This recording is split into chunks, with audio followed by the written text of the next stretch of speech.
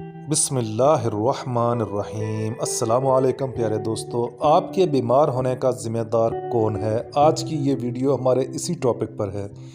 جب بھی آپ بیمار ہوں تو سب سے پہلے آپ کو یہ علم ہونا چاہیے کہ اس بیماری کے آپ خود ذمہ دار ہیں۔ آپ نے اپنے جسم کو اس کی صحیح ضروریات فراہم نہیں کی، یا پھر جو اس کی ضروریات نہیں تھی وہ اسے فراہم کی، جس سے اس میں قائم توازن بگڑ گیا۔ پھر اس کے بعد آپ نے گھبرانا نہیں، جلد بازی نہیں کرنی اور اپنے خالق کے علاوہ کسی سے بھی رجوع نہیں کرنا۔ آپ نے اپنے خالق یعنی فطرت سے رجوع کرنا ہے۔ آپ نے فطرت پر قائم ہونا ہے، یعنی ہر لحاظ سے فطرت پر قائم ہونا ہے، جسے انگلش میں مدر نیچر کہتے ہیں۔ آپ مکمل طور پر فطرت پر قائم ہو جائیں گے تو پھر فطرت آپ کا رب آپ کو آہستہ آہستہ بالکل ٹھیک کرے گا۔ آپ کی بیماری جڑ سے ختم ہو جائے گی، خواہ وہ کیسی ہی اور کتنی ہی بڑی بیماری کیوں نہ ہو، کیونکہ فطرت آپ کا رب ہے۔ فطرت نے آپ کو خلق کیا، اس لیے صرف اور صرف فطرت ہی ہے جسے علم ہے کہ آپ کی ضروریات کیا ہیں۔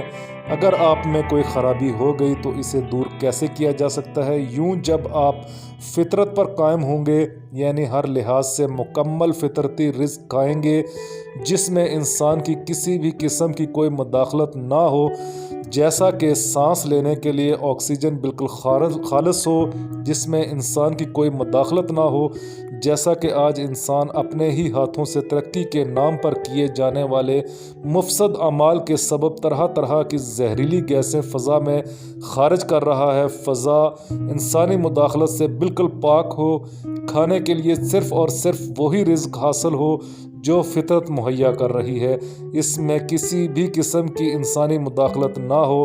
پھر پینے کے لیے پانی بھی مکمل طور پر فطرتی ہو، اس میں بھی کسی قسم کی کوئی انسانی مداخلت نہ ہو۔ تو جب آپ فطرت پر قائم ہوں گے تو آہستہ آہستہ آپ بالکل ٹھیک ہو جائیں گے۔ آپ میں بیماری کا نام و نشان تک مٹ جائے گا۔ اب آئیں ادویات کی طرف کہ تمام کی تمام ادویات کس طرح دھوکہ ہے، دجل ہے، کس طرح جلتی پر تیل ڈالنے کے مترادف ہے۔ جتنی بھی ادویات ہیں جو آج ٹیکنالوجی سے خلق کی جا رہی ہیں، تمام کی تمام مصنوعی ادویات جنہیں ایلوپیتھی کا نام دیا جاتا ہے، یہ تمام کی تمام ادویات منشیات ہیں۔ اس کا کام ہوتا ہے آپ کے جسم میں متعلقہ حصے کو نشہ زدہ کر دینا، یعنی جسے آپ سن کر دینا کہتے ہیں، جس سے ہوتا یہ ہے کہ بیماری یعنی خرابی اپنی جگہ پر موجود ہوتی ہے لیکن اس کا احساس ختم ہو جاتا ہے۔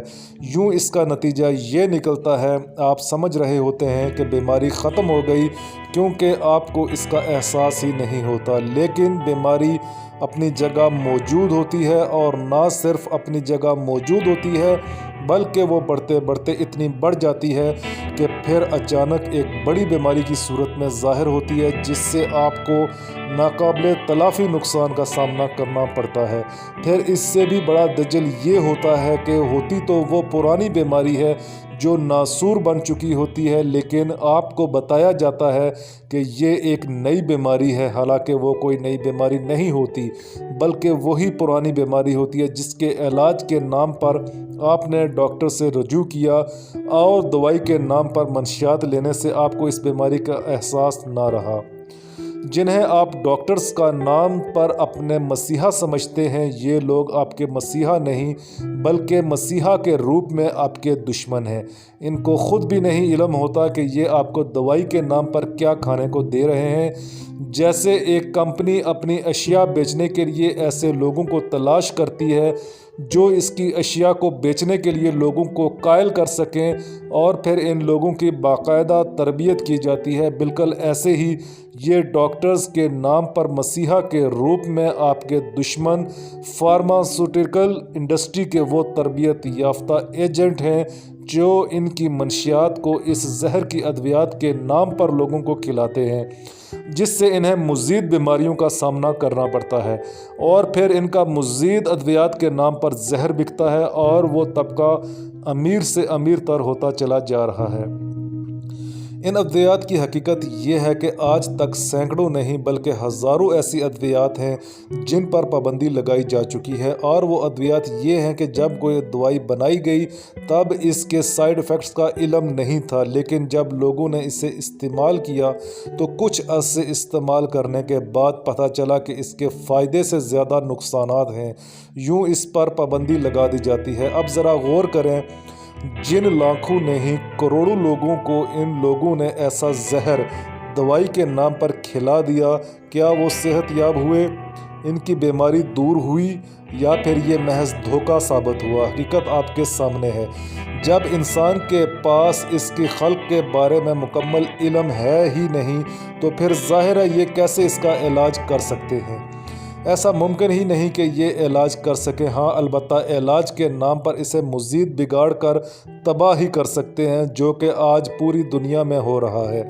ज़रा गौर करें, दिन ब दिन नई से नई अद्वियात ईजाद की जा रही हैं, तो क्या बीमारियां कम हो रही हैं या उल्टा बढ़ रही हैं? क्या हस्पताल कम हो रहे हैं या फिर बढ़ रहे हैं? तो हकीकत बिल्कुल वाज़िया है कि ना सिर्फ बीमारियां दिन ब दिन बढ़ती जा रही हैं बल्कि हस्पताल भी बढ़ते जा रहे हैं।